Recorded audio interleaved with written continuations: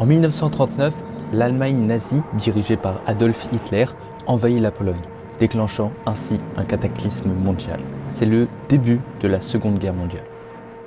Les alliances se formèrent, des batailles firent rage et le monde fut précipité dans un conflit d'une envergure inimaginable, tant bien par l'impact politique, culturel, économique et vivant de ce conflit. Plus de 80 millions d'humains ont été tués pendant la Seconde Guerre mondiale. La moitié d'entre eux étaient de simples civils. En 1941, Hitler ordonne la solution finale, dont le seul objectif est de tuer tous les juifs considérés comme une race inférieure. Entre 220 000 et 1 million de tziganes, des prisonniers politiques, des résistants, handicapés, homosexuels, russes et polonais, ainsi que 6 millions de juifs ont été déportés et exterminés dans les différents camps de concentration et d'extermination à travers toute l'Europe. Parmi eux, le plus connu, Auschwitz-Birkenau. Dans cette vidéo, nous allons te montrer les entrailles de ce camp, un souvenir de notre passage en octobre 2023. Mais avant de te montrer nos images, il faut commencer par le début.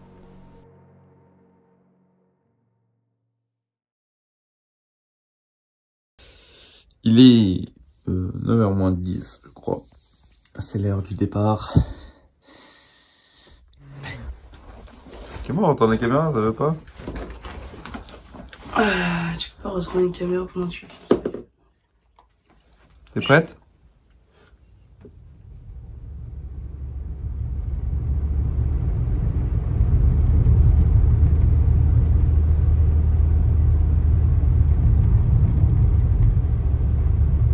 On a failli pas avoir de train.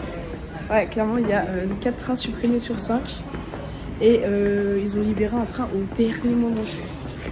Trop chaud, mais ça devrait le faire. Allez, bisous. Sinon, on devait attendre 1 heure carrément. Ouais, 1 heure et peut-être pas avoir de train. Ni d'avion du coup.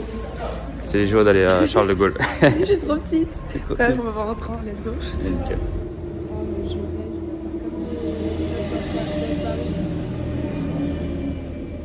Ça le fait bien en vrai hein.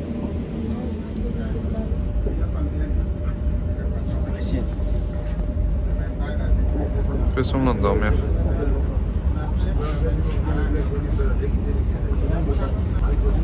Bon là, on est arrivé à l'aéroport.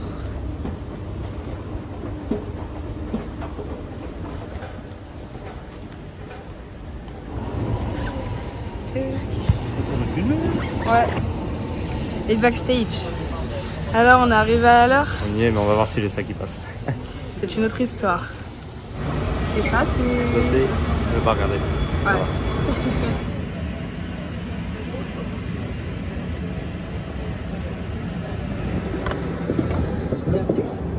Bonjour. Bonjour.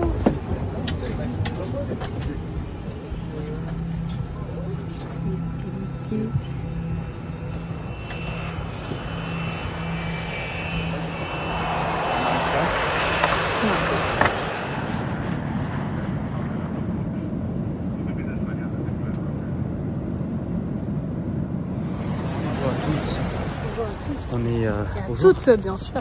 Ouais, on est du coup arrivé à Cracovie. J'ai pas eu le temps de vous montrer dans l'aéroport et tout parce que bah on devait y aller. Il n'y a pas d'excuse, on devait y aller. Et du coup là on est arrivé, on se balade, ça a l'air plutôt joli, il fait froid, frais. Pas froid, ça va. On est que en octobre par contre. Et du coup là on rejoint l'Airbnb et c'est plutôt joli dans l'ensemble. Là on va s'éloigner un peu du centre-ville de Cracovie, mais de ce qu'on a vu ça a l'air plutôt joli au début, mais et voilà. Il y a une très belle architecture et j'adore la langue polonaise. La langue on n'y comprend rien du Et tout. on n'y comprend rien, mais c'est Rien du joli. tout. Moi j'aime bien. Langue de l'Est. Ah ouais, Film de... Là tu me fais un double ça. menton carrément. Hop, tu prends les clés. Ah, mais c'est lui! Oui, c'est lui. Attends, je vais le reprendre. Waouh! Ça fait chaud. Waouh! On a un appart de folie. Ouais, il est énorme. Oh, le lit est incroyable. Quel lit incroyable, il est sur du bois. C'est trop incroyable. Pas du tout. De quoi je me parle, frère? Trop cool. C'est cool. Bon, c'est petit, mais c'est suffisant pour 4 jours. Ouais. Cool. Tant qu'il n'y a pas de cafard, ça me va. Pas de cafard. Pas de cafard. Bah, tu nous expliques pourquoi on n'a pas mis les affaires là-dedans et on les met dans un petit sac de merde comme ça? Alors, c'est simple, c'est qu'à Auschwitz, ils demandent des sacs avec telle mesure et du coup, ils n'acceptent pas les énormes sacs de voyage. Ok. Donc, tout simplement, on a vidé ça pour faire du Tetris ici. Mais ça a l'air de pas mal bien rentrer. Tu nous montres comment il est le Tetris là? T'as tes gants, c'est normal ici? Non. Ah, bah ça dégage. Ah, mais c'est les miens. Bah, le Tetris, c'est que du coup, ici, on a les caméras qui sont une sur l'autre.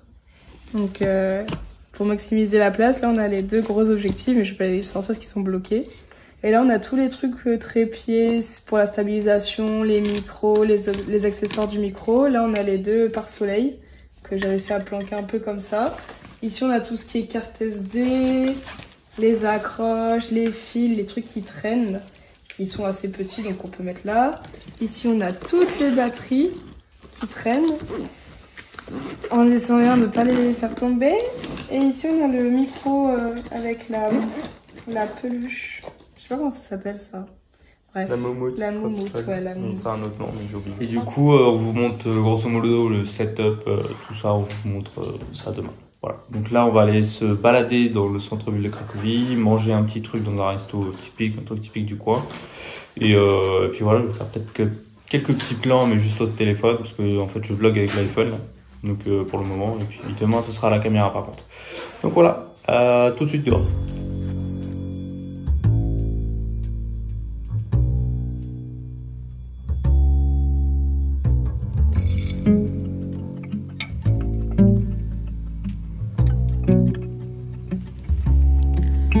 Time ago in the fall, she grew so old at the age of 4.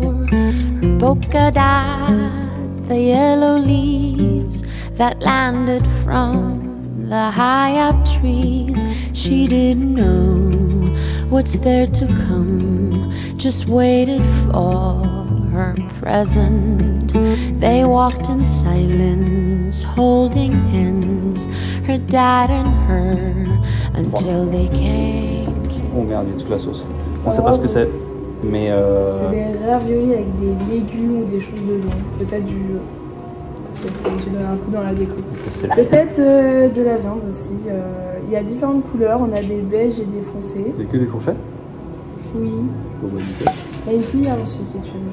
Sinon on peut le faire comme ça. Bon Nous appétit. allons goûter. Voilà. Ça a l'air très chaud quand même. J'arrive même pas à le piquer. Ça a l'air très mou. Putain, j'arrive vraiment pas à le Ça sent bon. piquer. Ouais, c'est fou. J'ai peur de me brûler. C'est chaud quand même. On n'a jamais vraiment su ce que c'était, mais juste après ce petit repas, on a fait un petit tour en ville dans Cracovie. On a regardé un peu les petits magasins, les trucs à touristes, et on est ensuite rapidement retourné se coucher parce que le lendemain, on se levait très tôt. Il est 5 heures du matin, réveil dur. Mais on est là. On arrive à être à l'heure à la gare, puis à l'heure au train, puis qu'on sache où aller précisément. Et si tout se passe bien, on se retrouve à Auschwitz à 7 heures du matin. Donc là on a 20 minutes de marche. 1h15 de train et 20 minutes de marche si on n'a pas de bus là-bas. On verra bien. Allez, à toutes. Du coup, là, on marche direction la gare. Il est 5h30 du matin. C'est froid. Il fait froid. 2 degrés. Ça va, en vrai, on s'est tellement couverts. Vous pouvez pas savoir combien on a de couches sur nous. Qu'en vrai, le froid, on le sait même pas. Ouais, on a les trucs de ski, donc les sous-couches de ski et tout. Moi, j'ai le petit froid au mitaine là, au bout des doigts. Oh, ça va, j'ai marché. Mais putain, t'as la chance. Ouais, j'ai trop froid, mais bon, Ouais, pour trop chaud, là. le téléphone et tout, il faut bien avoir le petit doigt de dispo. Il y a personne, il fait super froid. On va essayer de choper le train. Normalement, ça devrait le faire, on a un petit peu d'avance. Ouais, mais on va moins. Gugu. On va quelle heure là?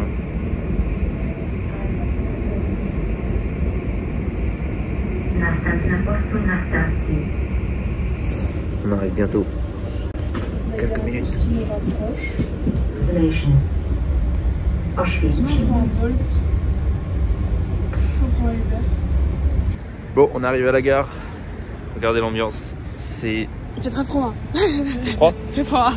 Ouais, il fait un petit peu frais, on sait pas trop où aller, c'est pas très bien indiqué, enfin nous on est peut-être des gens paumés. Mais c'est pas grave, on va chercher encore. Ambiance très brumeuse, c'est exactement ce qu'on voulait. Et on va voir ce que ça va donner.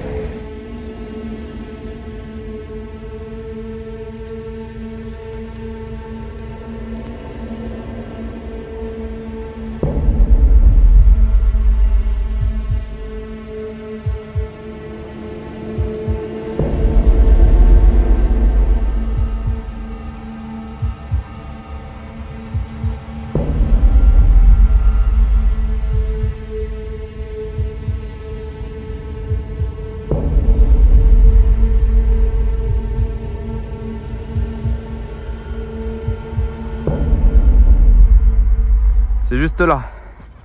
Là. On voit que dalle, mais c'est là.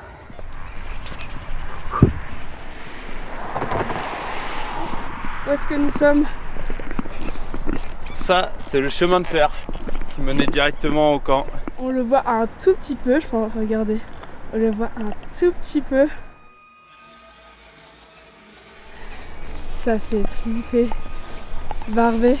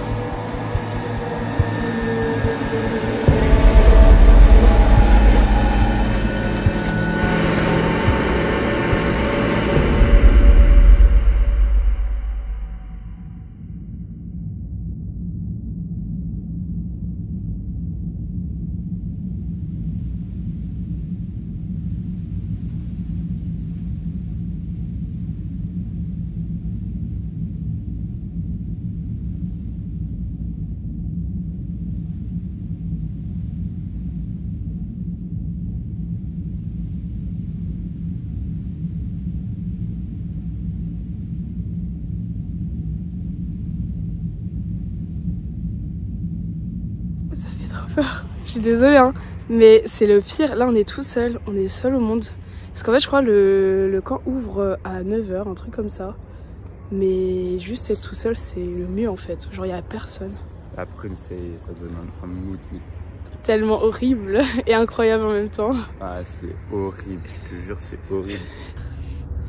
On a les rails qui mènent à Birkenau, parce que du coup ici c'est Birkenau, c'est pas Auschwitz. Bon les amis, petit problème, on va aller à Birkenau en premier, mais le problème c'est qu'il faut avoir un ticket, ce qu'on n'avait pas vu sur internet parce que pour nous c'était gratuit. Il faut aller chercher au musée d'Auschwitz qui est à 3-4 km de là. Donc on vient de marcher une demi-heure, on va dire pour rien un peu. Mais on a découvert le cadre, ça c'était incroyable. Donc, enfin ça vaut le coup carrément. Mais il faut le savoir avant d'y aller. Et du coup là on va peut-être faire du stop. On va essayer de faire du stop pour au moins économiser un peu de temps de trajet. Donc je vous tiens au courant. Là on est monté dans une sorte de camionnette, puis quand je vous ai dit le truc, bah il y a un petit qui s'est pointé avec une navette machin. On est que tous les deux, ça c'est trop cool. Bon, on a payé quand même pour cette navette. Ouais, mais on a payé un petit peu, mais c'est 2 € quoi. C'est une demi-heure de marche donc voilà. Et là le type nous a dit qu'il allait nous montrer des moments bien. Ouais, des trucs iconiques et tout, enfin bref, on va regarder ça, je vais vous filmer et puis putain, cette journée est incroyable. Ouais, de toute façon on vous fait la même demain, donc ouais, on va kiffer là. Normalement on y va pour 2 jours, parce qu'on veut vraiment prendre le temps de filmer, de prendre des photos et tout. Donc, et de profiter de cet endroit qui peut-être un jour ne sera plus là, donc autant rester 2 jours. C'est important, donc et on y est que pour ça, donc on va le faire à fond. Voilà, c'est parti. Ouais, du coup on se retrouve avec un guide en anglais. Écoute, on se retrouve surtout avec un guide en fait, tout simplement. Ouais, c'est un problème ça. On se retrouve avec un guide alors qu'on pensait être tranquille. Finalement non, alors on doit prendre des audio guides de je sais pas quoi. On va faire les mauvais élèves et au fond et pas les écouter. Hein.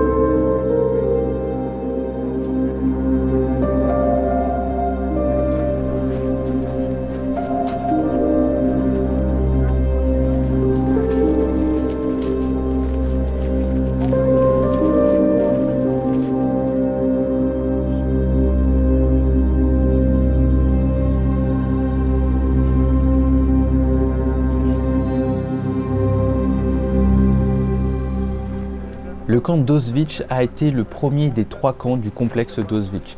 Il n'a pas été construit de toutes pièces, c'était d'abord une caserne polonaise qui fut transformée en février 1940 en camp de concentration et a accueilli ses premiers prisonniers de guerre, 720 pour être précis, en juin 1940.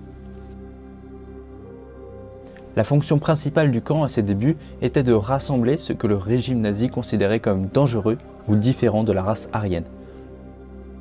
On forçait les prisonniers à travailler au minimum 6 jours sur 7 pour fournir des matières premières à l'armée allemande. Les prisonniers vont donc travailler jusqu'à la mort pendant plusieurs années pour des entreprises d'exploitation des matières premières comme le charbon ou la chaux nécessaires pour l'effort de guerre.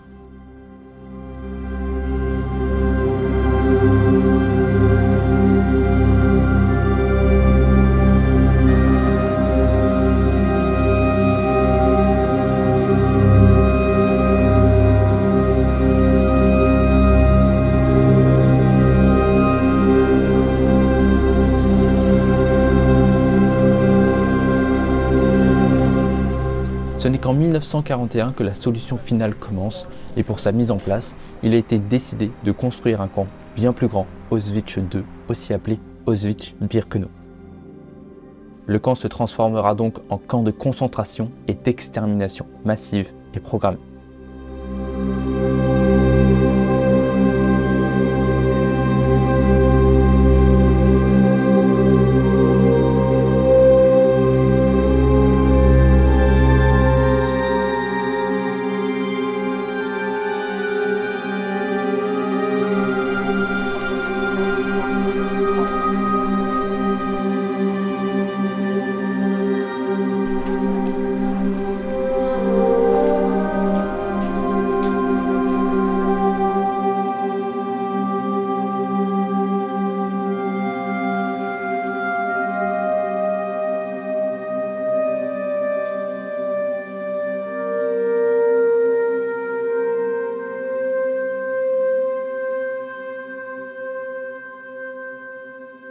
Ok, donc là on se trouve dans le camp d'Auschwitz à 3 km de Birkenau et ce camp c'était un peu différent du camp de concentration et d'extermination de Birkenau. Ici on retrouvait principalement des prisonniers et des travailleurs. Alors très simplement, en A ici on a l'entrée principale avec la fameuse enseigne réplique « Si vous travaillez, vous vivrez » tout simplement. Il faut savoir que ce sont les prisonniers qui ont construit cette entrée-là. Et pour faire un bras d'honneur aux nazis, ils ont simplement décidé de monter le B à l'envers, comme vous pouvez le voir juste ici. En B, à l'extérieur du camp, on avait des bâtiments d'administration, là où on va dire on inscrivait les prisonniers ou les nouveaux arrivants tout simplement. Ensuite, on avait plusieurs sites d'exécution. Alors, on avait 3 types d'exécution dans ce camp. On avait l'exécution par shooting qui s'appelle. Tout simplement, on tirait sur les prisonniers. Ici et ici. Ensuite on avait l'exécution par pendaison ici. À côté il y avait on va dire le mur des exécutions. Sur la gauche ici du coup on avait les endroits où ils leur tiraient dessus. On avait aussi la première et la toute première chambre à gaz d'Auschwitz. Yeah.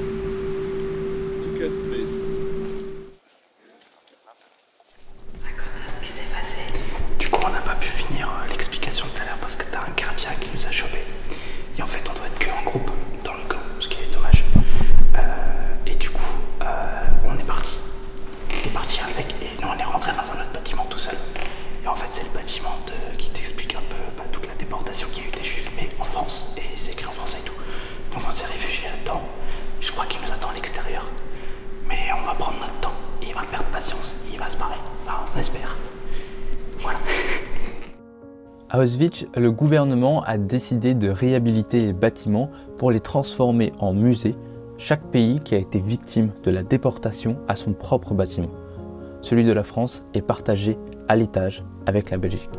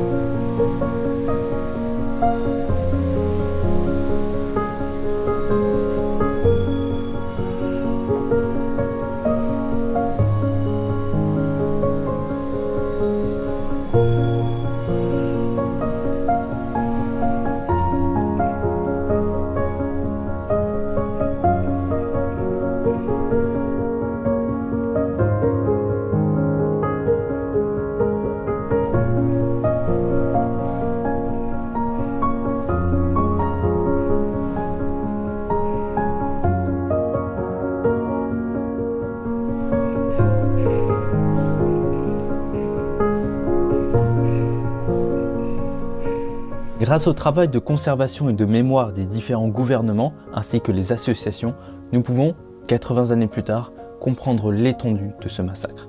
Les déportés arrivaient souvent les bras chargés de bagages, pensant être simplement déplacés pour travailler. Mais dès leur arrivée sur les quais, on les dépossédait de ce qui leur restait, et pour les plus fragiles, on les envoyait directement dans les chambres à gaz.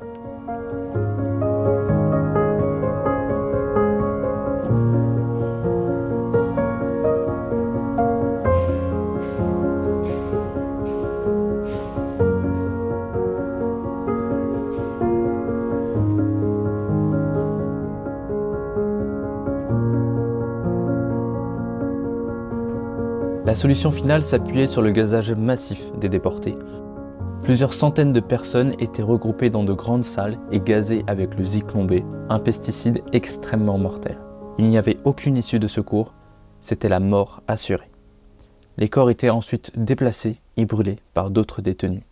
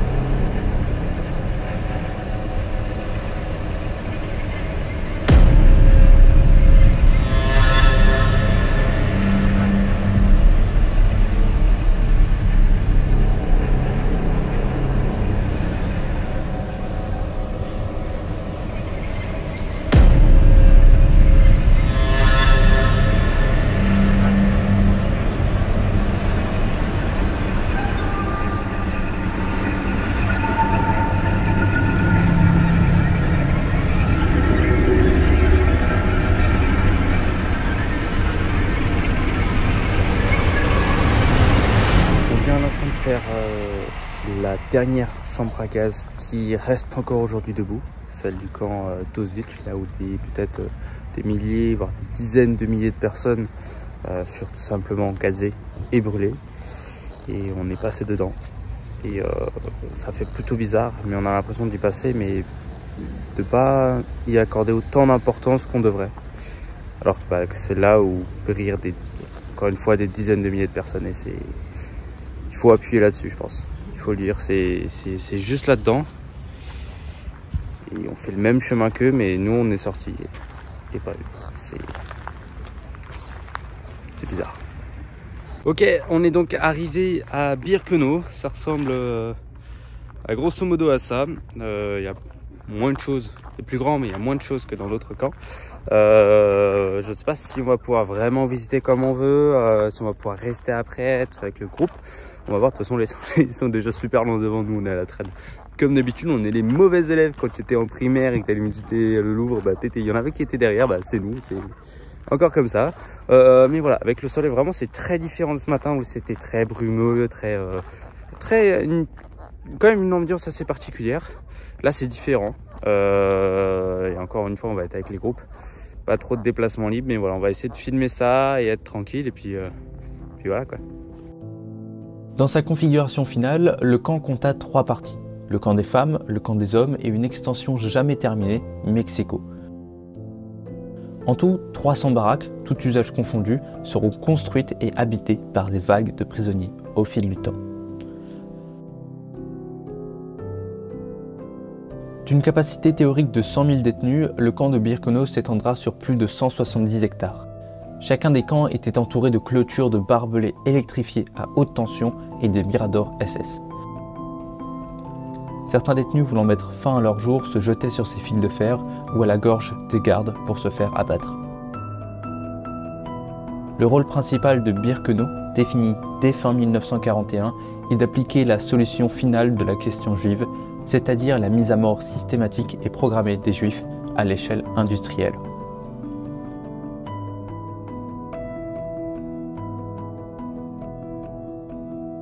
Et les détenus arrivent de toute l'Europe en train, souvent après plusieurs journées passées dans des wagons à bestiaux. À l'ouverture des portes, certains sont déjà morts, de faim, de soif, de maladie ou encore d'asphyxie. Pendant la plus grande partie de l'existence du camp, les déportés doivent descendre des wagons au niveau de l'ancienne gare de marchandises d'Auschwitz et marcher environ 1 km jusqu'à Birkenau. La voie ferrée sera prolongée plus tard, terminant son trajet à l'intérieur de Birkenau. À peine sortis du train, les prisonniers subissent la sélection. D'un côté, on fait ranger les faibles, les personnes âgées, les malades, les femmes enceintes et les enfants pour les conduire vers ce qu'on leur fait croire être des installations sanitaires, des douches, mais qui seront en réalité les chambres à gaz. D'un autre côté, on part que les adultes, en théorie à partir de 15 ans, jugés les plus valides par les SS, et destinés a priori au travail forcé. Souvent, le docteur Joseph Mengele ou ses assistants opèrent en complément une sélection parmi les nouveaux venus pour conduire des expérimentations médicales.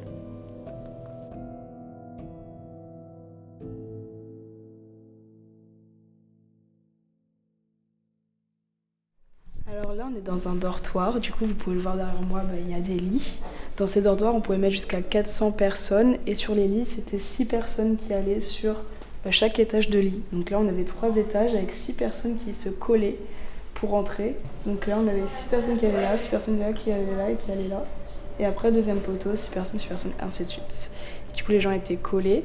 En bas, il y avait les personnes assez vieilles ou très malades qui ne pouvaient pas du coup monter jusqu'en haut. Et en haut, c'était les plus jeunes et les gens un peu plus en bonne santé.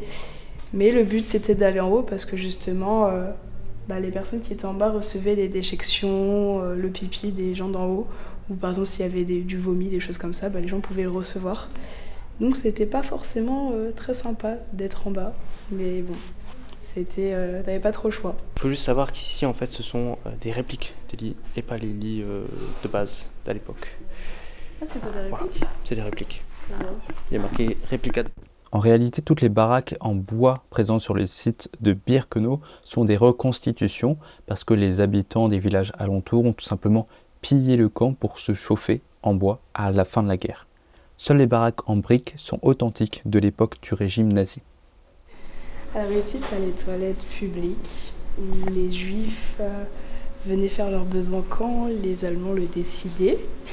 Donc ça pouvait être le matin et le soir. S'ils avaient de la chance, ils pouvaient y aller plusieurs fois par jour. Mais les Allemands, c'est eux qui décidaient quand est-ce qu'ils y allaient. Donc les Juifs et les Juifs se retenaient toute la journée. Parce que du coup, ils ne pouvaient pas faire pipi, caca où ils voulaient. Donc ils devaient se retenir. Et la chose la plus horrible, c'est que quand ils allaient aux toilettes, comme tu peux le voir ici, tu vois, tu as de la pierre, donc tu as les trous. Sauf qu'il n'y a pas beaucoup de toilettes en soi. Genre là, tu te dis, ouais, il y en a beaucoup. Mais il faut savoir qu'il y avait des centaines de Juifs qui allaient au même moment aux toilettes. Et qu'en fait, si tu te posais un trou et que t'étais en train de faire pipi et que quelqu'un avait encore plus envie que toi, les gens n'avaient aucune race. Donc les gens poussaient pour aller aux toilettes à leur place. Donc même si tu étais en train de faire pipi, on te poussait. Et du coup, tu te retrouvais par terre à pisser sur toi-même alors que de base, c'était assis. Et il faut savoir que c'était obligatoire d'être assis pour les femmes. Pour les hommes, je ne sais pas, j'ai pas eu de témoignage, mais pour les femmes, tu étais obligé d'être assis sur la pierre en elle-même, sachant qu'à l'époque, c'était rempli de pisse, de caca, de tout, parce que justement, les gens poussaient. Donc vraiment, le sol, il faut dire que le sol et les toilettes étaient bondés de saleté, d'excréments, etc. Et tu étais obligé de t'asseoir, donc tes petites fesses toutes propres sur ces toilettes, parce que sinon, c'est les SS qui te poussaient, qui prenaient tes jambes et qui te les écrasaient contre la pierre parce qu'ils refusaient que tu fasses en sorte d'être propre. On voulait à tout prix que tu sois sale, que tu sois traité comme de la merde. Donc t'avais pas le choix. Ça arrivait pas qu'ils pissent ailleurs ? Il y a certaines personnes dans la nuit qui sortaient. Par exemple, si t'avais envie de faire caca en pleine nuit, tu pouvais sortir de ta bâtisse pour aller faire pipi ou caca dehors, mais c'était risque de mort parce que tu devais pas sortir de chez toi. Il y a des gens qui dans les bâtisses faisaient caca ou pipi sur les coins, mais je te raconte pas l'odeur. Donc il y a des personnes qui prenaient des risques pour faire pipi caca dehors, mais sinon les gens se pissaient dessus des fois. Quand on était en plein travaux, en pleine journée, il y en a, ils se pissaient dessus parce qu'ils pouvaient pas se retenir, caca aussi. Donc là c'était vraiment leur moment, mais t'as pas d'autre endroit. Ou soit tu le fais sur toi. Là, on vient de le découvrir en fait, mais toutes les baraques qu'on a fait, en fait, toutes les baraques sur la ligne, en fait, c'était une zone de quarantaine pour les nouveaux prisonniers simplement qui arrivaient, et en fait ils s'étaient parqués dans ces baraques simplement pour éviter au reste du camp tout ce qui pouvait être contamination, tous les problèmes de santé, voilà, comme nous on a eu avec le Covid par exemple. Eux, ça leur permettait d'éviter que la majorité du camp meure, ce que c'est un peu illogique, mais bon voilà, au moins ils les mettaient là et le camp ne souffrait pas de maladie. Ok, dans le petit cours d'histoire, ce sera pas forcément tout vrai, mais on va essayer de faire assez simple. Alors Auschwitz-Birkenau, c'est réparti en 3 camps, le B1, B2, B3. Le B1, ça a été le premier camp qu'ils ont construit, ensuite ils ont extendu et fait une extension avec le B2, et ensuite on a le B3 nommé Mexico qui n'a pas été fini avant la fin de la guerre, du coup il n'a pas été construit jusqu'à la fin. Alors tous les camps sont séparés en plusieurs gros blocs. Alors ici on a le camp des femmes, ensuite ici le BLB c'était le camp des hommes jusqu'en 1943 qui s'est transformé en camp des femmes. Alors ils mélangeaient les femmes juives, les non juives, etc. Ensuite ici on a le BLLA, B, C, D, E, F. Alors ici le A, on a du coup comme on a vu tout à l'heure le camp quarantaine. Ensuite le B, il faut que je relise mes trucs parce que je suis perdu. Le B c'était le camp des familles. Ensuite le C c'était une sorte de camp de transit où ils parquaient du coup les juifs dedans. Je crois que c'était les femmes en général. Oui, les femmes, et ensuite du coup ça partait directement dans les douches, les chambres à gaz, etc.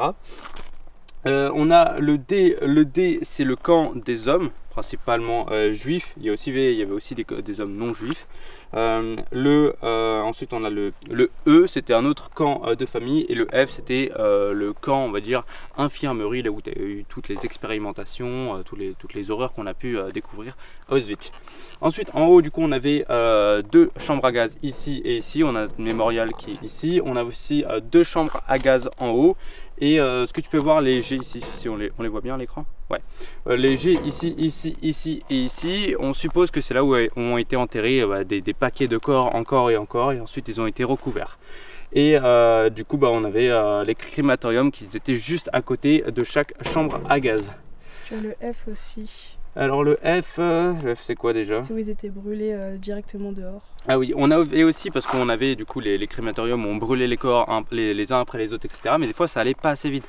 Du coup le F juste ici en haut et ici, en fait on les entassait et on les brûlait à même l'air libre comme ça. C'était un peu ça là.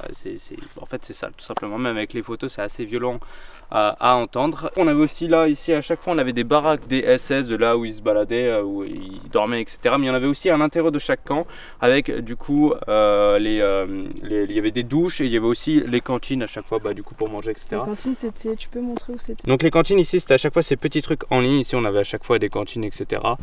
Du coup là où ils pouvaient manger, et on va dire que à chaque fois un slot, un camp était quasiment autosuffisant en termes de ce dont ils avaient besoin. Et du coup on avait aussi des toilettes sur les extrémités et au centre à chaque fois.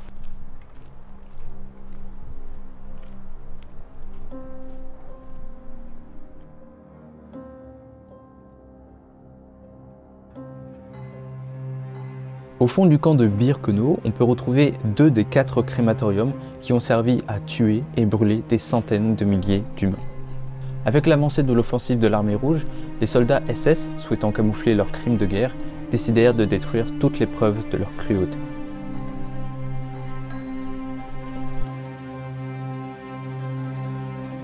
Durant l'exécution de la solution finale, les crématoriums tournaient à plein régime, mais il y avait tellement de corps à brûler que les SS les entassaient derrière le crématorium et les brûlaient à même le sol. Seulement 4 photos ont pu être prises de façon illégale par les prisonniers du camp. Elles ont été prises par les prisonniers qui travaillaient dans les crématoriums et qui étaient chargés de brûler tous les corps. La mort faisait donc partie intégrante de la vie du camp.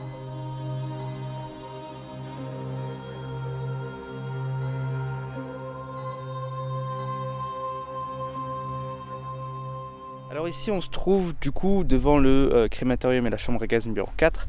Alors il faut savoir que tout à l'heure je t'ai parlé de révolution. En fait il y a eu une seule révolution armée à Auschwitz et elle a été organisée par plus de 450 prisonniers juifs. Et en fait ces juifs c'était une unité de travail spéciale, et leur travail en fait consistait simplement à enlever les cadavres des chambres à gaz et les brûler dans le crématorium. Et voilà, ils ont organisé cette révolte. Comme résultat, tout simplement, ils ont détruit la chambre à gaz juste ici et le crématorium, ils l'ont complètement détruit. Et comme résultat, après, ils ont quand même évidemment tous été tués par les gardes SS. Mais voilà, ça a été quand même une révolte. Il faut savoir qu'ils ne sont pas contentés d'être prisonniers et tout. Ils ont quand même essayé de réagir. Et c'est quelque chose que je tenais quand même à souligner.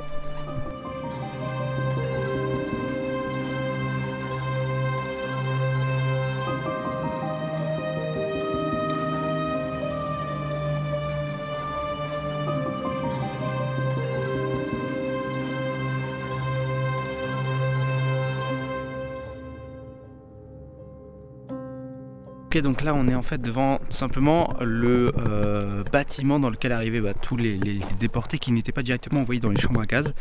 Et c'est dans ce bâtiment en fait qu'ils étaient désinfectés avec du talc pour éviter toutes les maladies, etc. C'est là il y avait une sélection un peu plus optimisée, on cherchait les femmes enceintes, etc. pour tout ce qui était infirmerie. Surtout c'est là où on les tatouait. Et qu'on leur a signé du coup leur camp, leur baraque, etc. C'était vraiment dans ce bâtiment là. Nous on peut pas y rentrer pour l'instant et je pense pas qu'on va pouvoir y rentrer, mais voilà, c'était juste ici.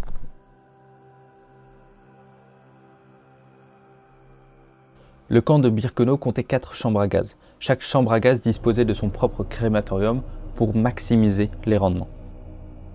Pour faciliter le travail et le déplacement des corps, chaque chambre à gaz était disposée de monte-charge qui amenait les corps directement dans le crématorium. Les prisonniers qui s'occupaient du ramassage et de la crémation des corps dormaient au sein même du bâtiment, dans une salle annexe. Ils étaient tués de façon régulière pour éviter qu'ils ne parlent.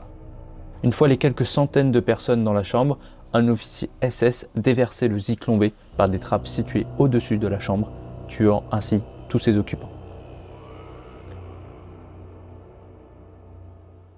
Je me trouve du coup juste derrière la chambre à gaz du crématorium numéro 2, un des plus gros de Auschwitz. Là vous pouvez voir, elle est vraiment explosée. Les nazis l'ont simplement détruit à l'arrivée des soviétiques sur le camp à la fin de la guerre.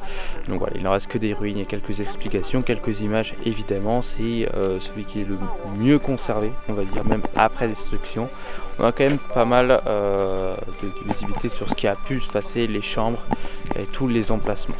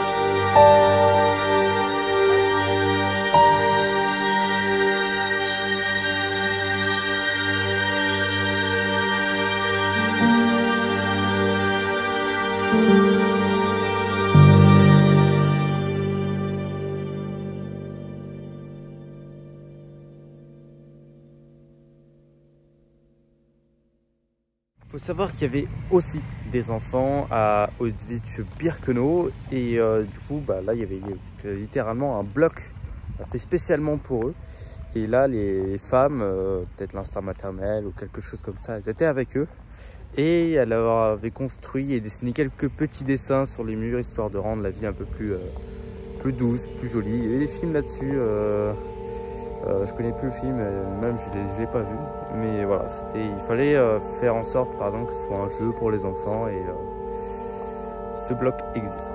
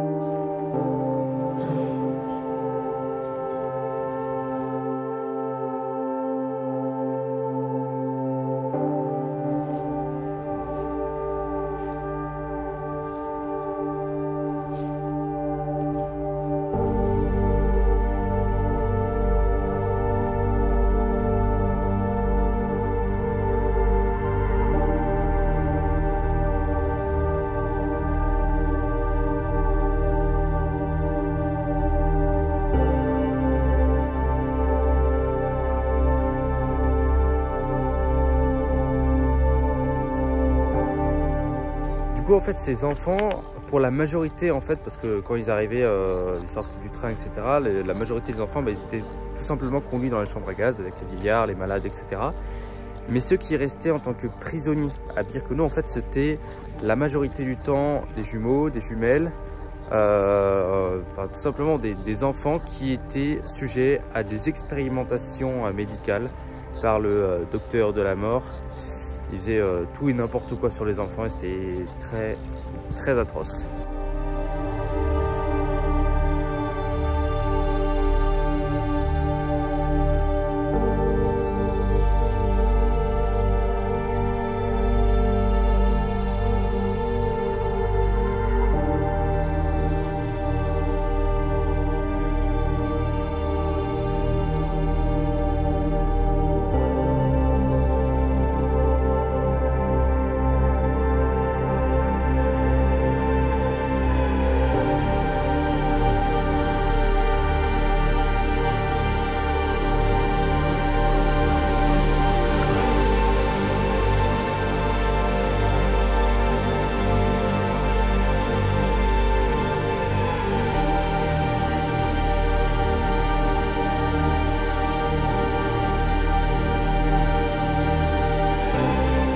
Le camp d'Auschwitz-Birkenau est libéré le 27 janvier 1945 par l'armée rouge. Les survivants gardent encore en mémoire les atrocités commises par les SS dans le camp. Certains furent jugés et exécutés, notamment lors des procès de Nuremberg, d'Auschwitz et de Francfort, mais rien n'effacera ce côté sombre de l'histoire.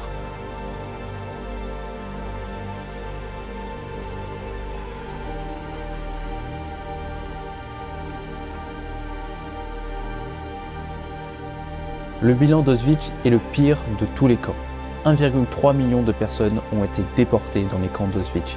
1,1 million de déportés y sont morts, dont 960 000 juifs, 74 000 polonais non juifs, 21 000 tziganes, 15 000 prisonniers de guerre soviétiques et 10 à 15 000 détenus d'autres nationalités, soviétiques, tchèques, yougoslaves, français, allemands, autrichiens, belges et hollandais. 80 années après la libération de ce camp, il est encore temps de se remémorer, de ne pas oublier et de perpétuer la mémoire. J'ai choisi de ne montrer aucune photo ou vidéo choquante pendant ces quelques minutes, mais l'horreur a bien existé et ne pourra jamais s'effacer. Si vous avez l'occasion de visiter un des nombreux camps de concentration ou d'extermination, faites-le.